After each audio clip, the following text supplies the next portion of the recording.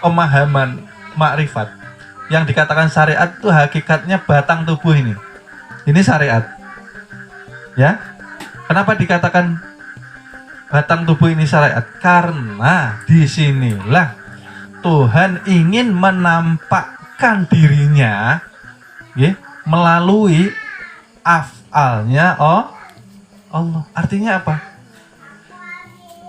Yang bisa melihat sholat itu karena bergeraknya jasma ya, batang tuh.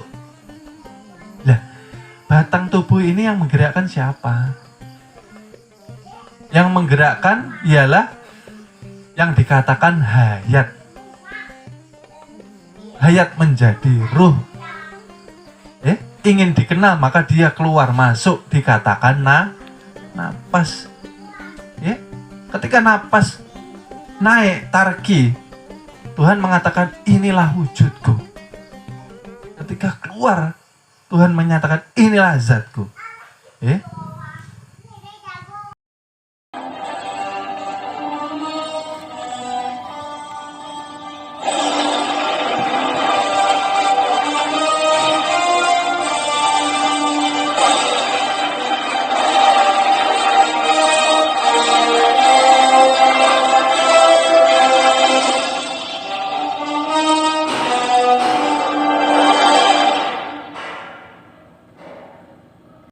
Kalau ilmu mengenal diri ini masuk meresap ke dalam hati, maka akan mengubah karakter seseorang. Yang tadinya tidak baik akan berubah menjadi baik. Karena dia menggunakan akalnya. Itu tadi loh. Kelebihan kita daripada hewan. Bagaimana kita selamat kalau akal itu tadi kita tidak mau pakai? Al-Quran diturunkan, berinteraksi sama Tuhan, tapi nasihat-nasihat dari Tuhan tidak pernah kita pakai. Nyatanya, membaca hanya untuk dilihat orang, membaca hanya mengharap pahala. Kan sudah saya katakan, bagaimana kita ini tidak malu sama Tuhan, kok mengharap pahala? Kita aja tidak mampu membaca tanpa ada yang dikatakan daya hidup, tanpa hayat, tanpa nur, tanpa ruh. Tidak ada kalam yang keluar daripada mulut kita. Harusnya kita malu. Gitu loh. Jauh-jauh minta pahala. Gak usah ngarep pahala. Ilmu belajar mengenal diri itu yang kita harapkan hanya ridhonya Allah Subhanahu wa ta'ala. Itu sudah cukup sudah. Dengan ridhonya kita mudah memasuki surganya. Tuhan itu loh, kalau sudah senang sama kita, Tuhan tuh tidak hitung-hitungan. Contohnya apa? Seorang wanita maksiat, wanita yang dikatakan dia seorang pelacur. Ya, masih banyak yang ingat toh ini. Mendapati seekor anjing yang kehausan, lalu dengan tulus, dengan ikhlas, tanpa dia mikir, nanti jangan-jangan ini yang menyebabkan saya masuk surga nih. Tidak ada pikiran seperti itu. Karena ketulusannya, walaupun dia jahat, ya, walaupun dia yang rendah di mata manusia, tapi dia masih mempunyai hati nurani, gitu loh. Memberikan air yang menghilangkan haus, ya, kepada seekor anjing dengan tulus ikhlas. Disitulah Tuhan yang dikatakan Ar-Rahman dan Ar-Rahim. Tidak mengharap Tuhan memberikan ridhonya, maka diampuni seluruh dosanya. Artinya apa?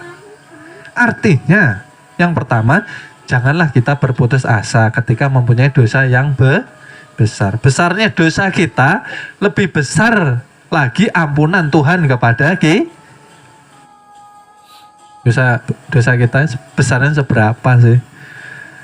Kan akbar itu Tuhan yang punya, bukan dosa kita. Tapi setelah itu, yo kita harus bangkit, berbenah diri, jangan berdiam saja. Seperti itu loh. membersihkan hati, kolbu kita. Ya. Maka di bulan yang suci ini, tempaan ini betul-betul harusnya kita rasakan gitu loh. Jangan sampai Ramadan meninggalkan kita, tapi karakter kita, tabiat kita, kesukaan kita yang tadinya cenderungnya kepada perbuatan keji dan munkar, cenderungnya kepada kemaksiatan, cenderungnya kepada kelalaian kita kepada Tuhan, itu tidak berubah. Itulah kita dikatakan orang-orang yang sungguh merugi melalui bulan suci Ramadan tanpa perubahan, tanpa peningkatan. Artinya kita main-main saja di bulan suci Ramadan ini. Ya, kan ya. Jadi ini bukan bulan yang biasa. Memang benar penempaan ini harus kita rasakan gitu loh. Bagaimana setiap hari kita melewati bulan suci Ramadan ini bisa membersihkan hati kita. Ya, karena itu tadi loh, rawan syirik, rawan riya. Ya, riya. Riya itu apa? Perbuatan yang menggugurkan amal ibadah yang telah kita bangun. Contohnya begini, kita ini selama ini membangun amal ibadah kita, ya, dalam angan-angan kita nih, secara syar'i aja, ya, contoh ya. Banyak orang berlomba-lomba di akhir zaman, kata Rasulullah, membangun masjid yang megah-megah. Ya, pernah dengar seperti itu? Nanti di akhir zaman orang berlomba-lomba membangun masjid yang megah-megah seperti gereja. Ya kah? Tujuannya apa sih? Untuk mencari pahala, untuk mencari syafaat. Ya kah? Bayangannya ini, ketika di syariat, ketika sudah membangun masjid, maka sudah terbangun satu istana, di surganya Allah Subhanahu. Bayangannya itu, istananya sudah berdiri. Dengan berdirinya masjid ini, berdiri pula istana itu. Oke, kita betulkan secara syariat. Oke, tapi terkadang orang tidak sadar.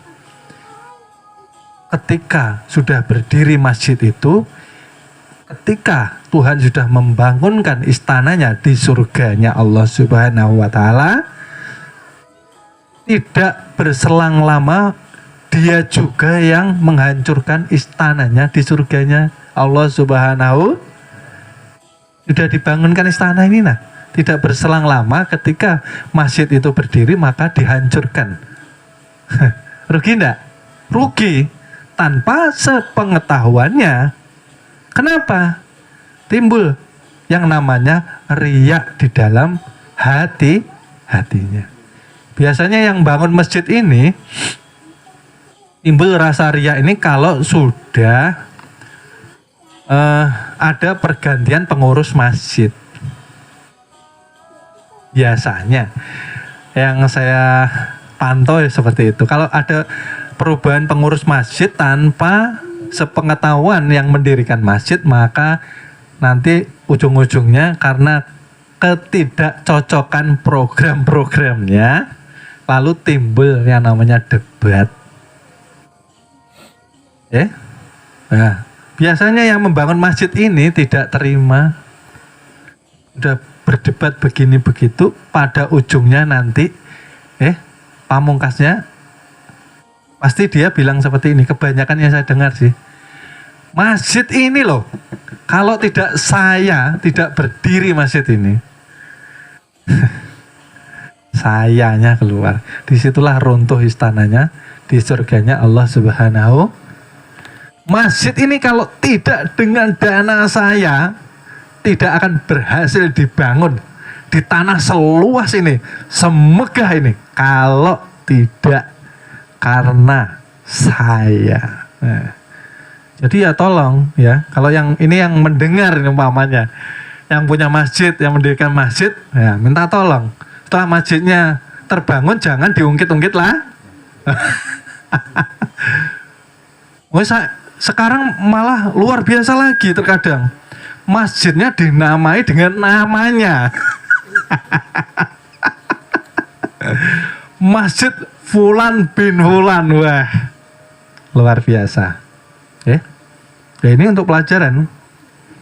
Bagi yang mendengarkan, kita memberikan edukasi.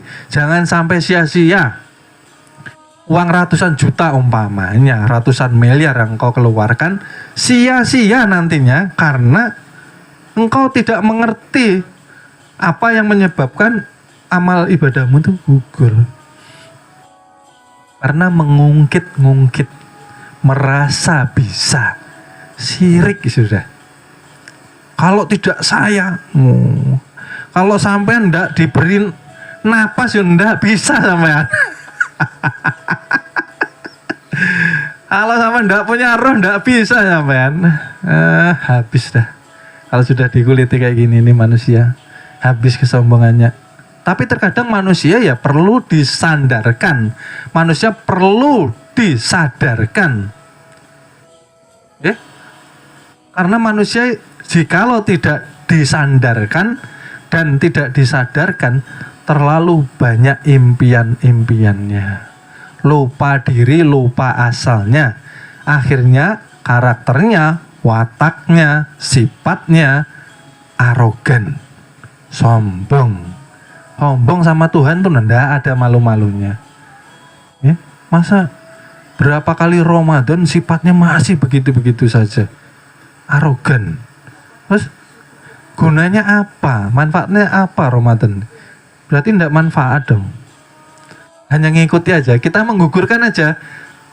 Ini justru terkesan kita ini menjalani puasa secara terpaksa. Karena biasanya nggak pernah nahan lapar dahaga, sekarang disuruh menahan lapar dan tidak sepenuh hati menjalankan. Diklat. Pembentukan karakter manusia, insan kamil. Apakah kita tidak memahami hakikat puasa secara tasawuf? Ialah mematikan. Ya. Mematikan apa? Panca indera daripada pengaruh nafsu 4. Itu hakikat puasa sebetulnya. Artinya apa? Jangan engkau melihat dengan diiringi masuknya supiah di dalam mata kita. Ya, seperti itu. Jangan kita berbicara dengan diikuti oleh nafsu alwamah kita. Nanti semuanya kalau bisa kita matikan, kita stop daya nafsu ini tadi, maka kita dikatakan menuju kepada hakikat puasa. Mendekatkan diri secara syariat, secara tasawuf kita menyadarkan diri. Secara syariat mendekatkan diri kepada zat yang maha suci. Secara tasawuf kita menyadarkan diri bahwa kita ini selalu bilah. Lalu bilah. Sadar diri bahwa yang ada hanya Allah. Sadar diri bahwa kita ini Adam hakiki. Kamu hidup tuh mau kemana sebetulnya? Yang kau gapai itu apa? Ramadan sholatnya awur-awuran. Sholatnya awur-awuran. Tidak ada peningkatan kualitasnya. Ciri meningkatnya kualitas sholat ialah mencerminkan karakter tabiat di dalam kehidupan sehari-hari. Yang benar sholatnya maka akan ditolong Tuhan Zat yang Maha Suci. Yang benar sholatnya maka akan selalu dilindungi oleh Allah Subhanahu wa Ta'ala. Yang benar sholatnya maka karakternya akan mencegah dari perbuatan keji dan munkar itu jangan keluar diri dulu. Masuk ke dalam diri ini loh. Kita punya napas tidak diiringi zikir nih, kita sudah keji, dikatakan keji. Jangan keluar diri dulu, ke dalam diri. Kita ini hidup tidak pernah sadar karunia Tuhan, kita hidup ini nggak pernah bersyukur.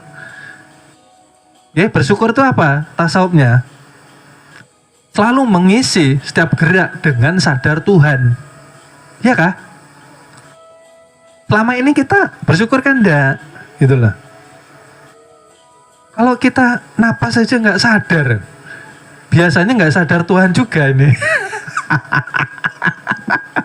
Maka dikatakan bahwa ketika napasnya tidak diiringi dengan kesadaran bersama Tuhan, maka dia dikatakan seperti, mohon maaf ya, seperti binatang, seperti hewan. Karena apa? Yang menonjol daripada sifatnya seharian ialah sifat hewan dan sifat setan, gitu loh. Di karakter Ramadan ini menempa betul-betul. Jangan hanya terawih rame ikut. Yaitu memang syar'inya harus diikuti. Karena tidak sempurna puasa tanpa mengikuti dan melakukan terawih.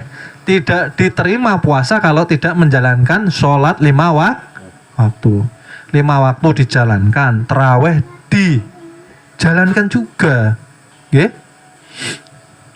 Seperti itu loh. Tapi ya terkadang begini ya, kita tidak boleh mencela ya. Kalau orang itu tidak bisa terawih mungkin karena dia berdagang malam, jualan nasi goreng, ya. Karena dia melakukan fardu ain menghidupi keluarganya. Ya. Kalau diwajibkan terawih itu.